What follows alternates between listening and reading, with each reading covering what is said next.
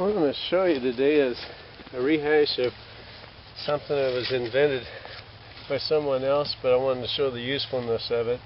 I'm going to make a tripod and fix it a different way than you may have not seen before, and then start a fire in a way that you may not know about as well. So hopefully this will be new to you.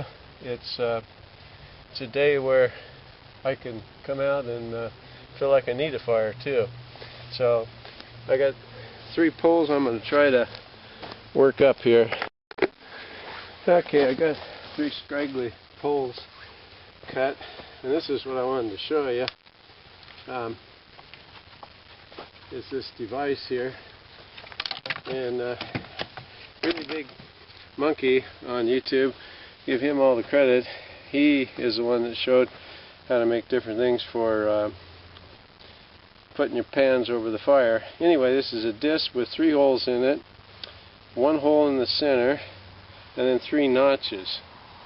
And if you can use these scraggly old pieces of juniper like I got here for something like this, then you can use pretty much, any pole will work.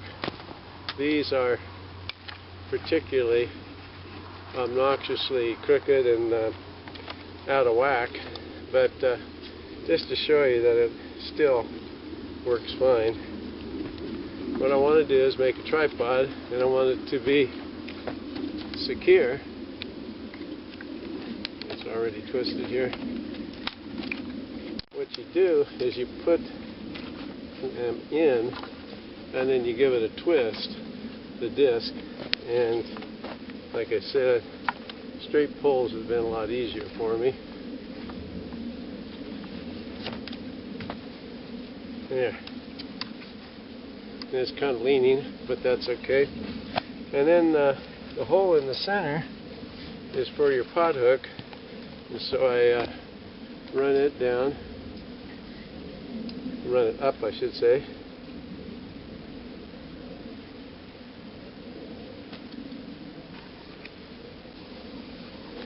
get it placed where I want to. I want to get it between these here. There we go. And normally I use nice and straight poles and everything, but I wanted to show you, like I say, how you can use really gnarly stuff. And these notches, I don't know if you can see it from there, but you just put your cord, once you get the height you want there, and it holds your pan there just fine. So it's just a disc, twist it, and it locks the tripod in place. And then you can go ahead and raise and lower your hook by just pulling up and then reattaching it on your sides there. And I just put the extra out of the way. So that's the tripod, and it like I say, Really Big Monkey on YouTube is the one that showed it, and so I'm not taking any credit for it, but I just like it really well. And you can carry that in your pack, and it doesn't take up any weight or much room. So that's the tripod part. The next part is really cool. I want to show you how to start a fire with just what I got on me right now, and I'll show that to you next.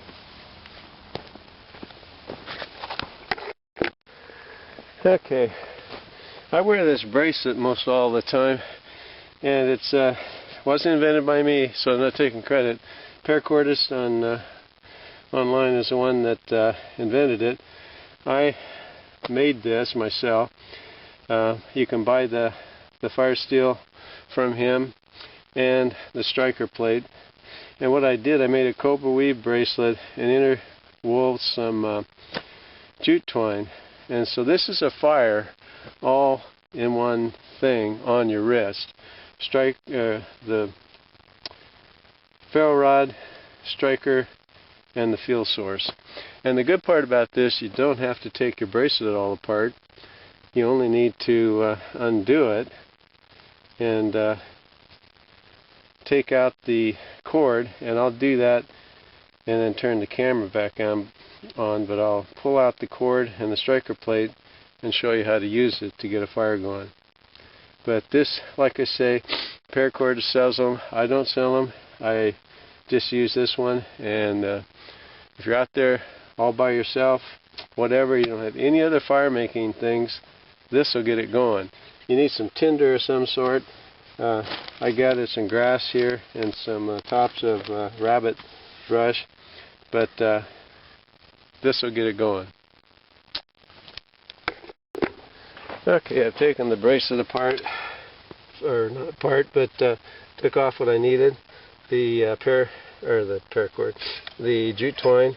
I pulled it out and I took off, of course, the striker.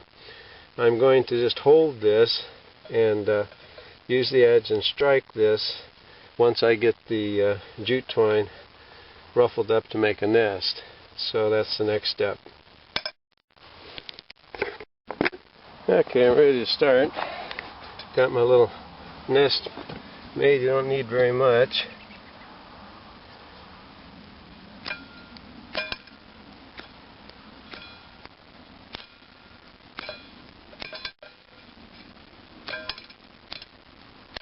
Get a spark going here.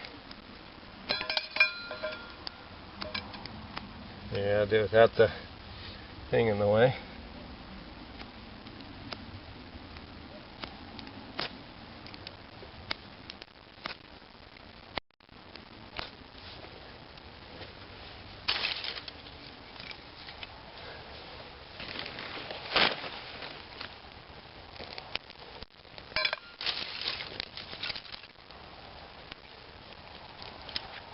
Anyway, you can see, without any trouble at all, and I only used the jute twine that was on the bracelet in the first place.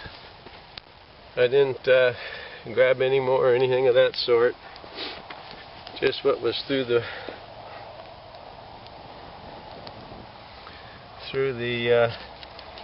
little birch bark on here now.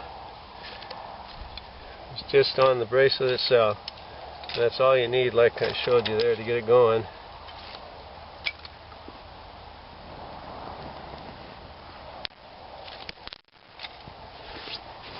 Some of these little dead branches I got.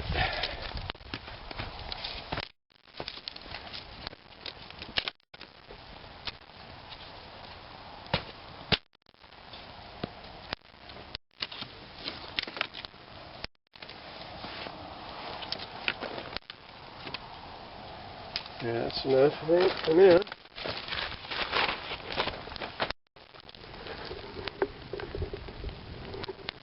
Get some water in my pan. It's got some goober in it.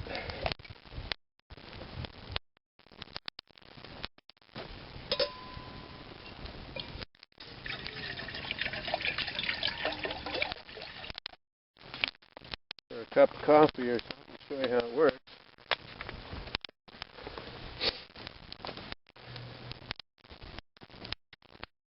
I probably should back this up, I guess.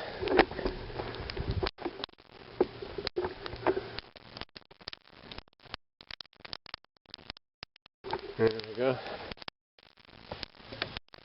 Now you can't see quite the top.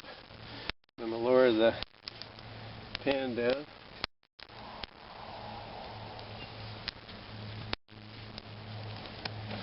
Let it get some heat going. What really coals is what I want.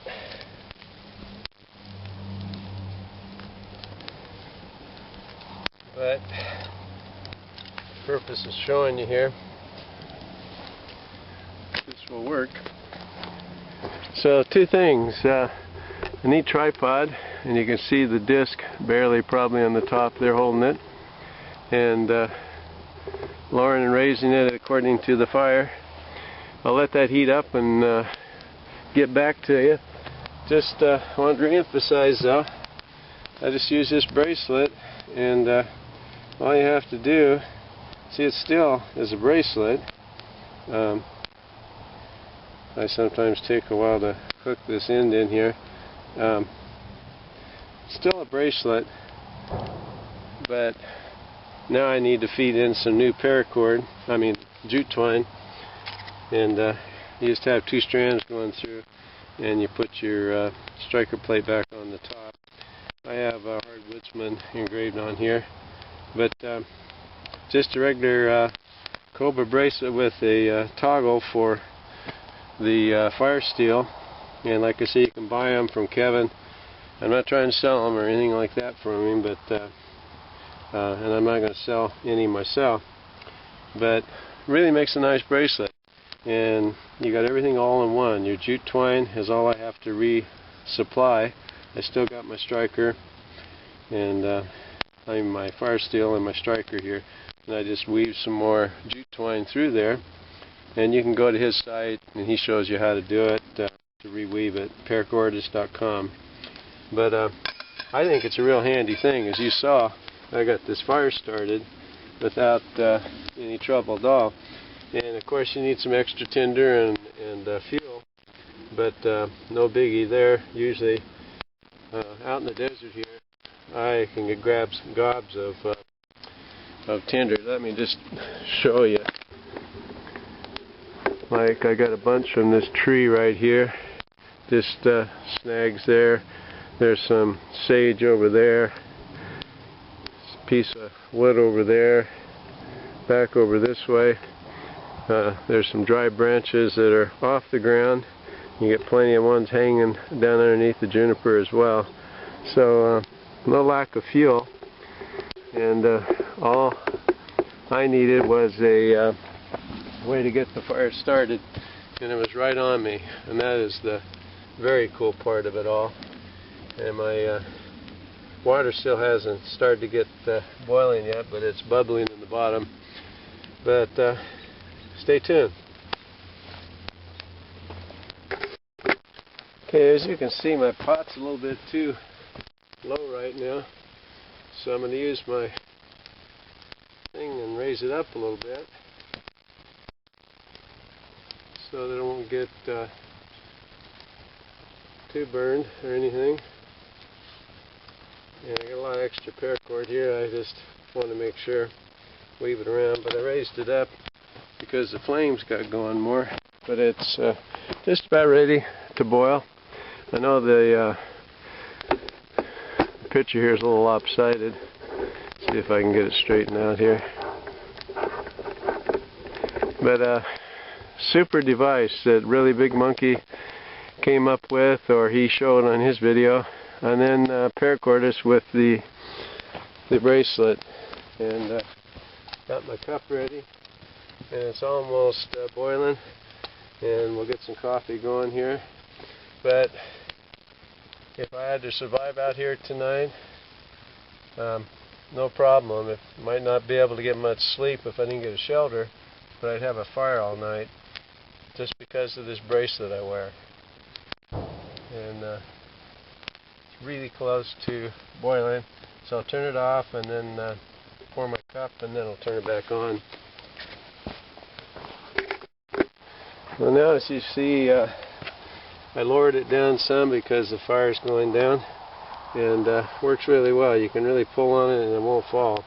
And it's just like I say about boiling, but I lowered it down some because the fire started diminishing and I didn't get wood on it in time.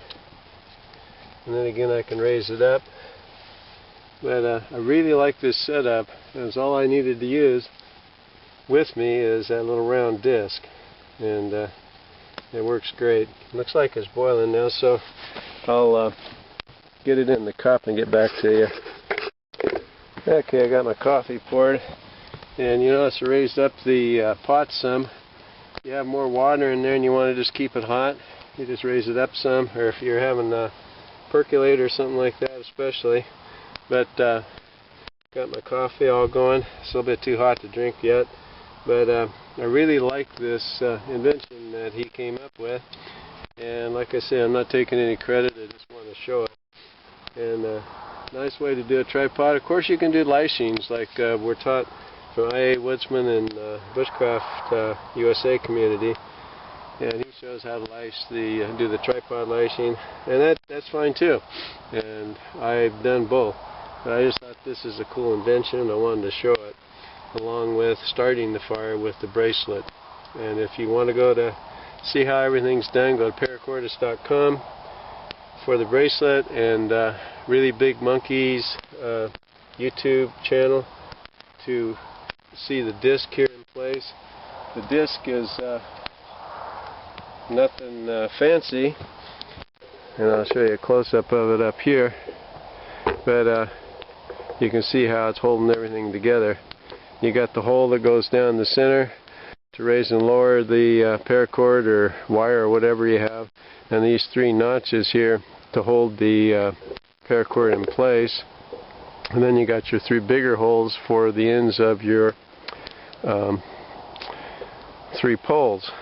And as you can see, my poles are less than desirable, but I got them from right behind me and one from over that way. And so just to show you that you can use any scraggly stuff and still do a neat job. But a neat way to do a tripod and start a fire. So hopefully you enjoy.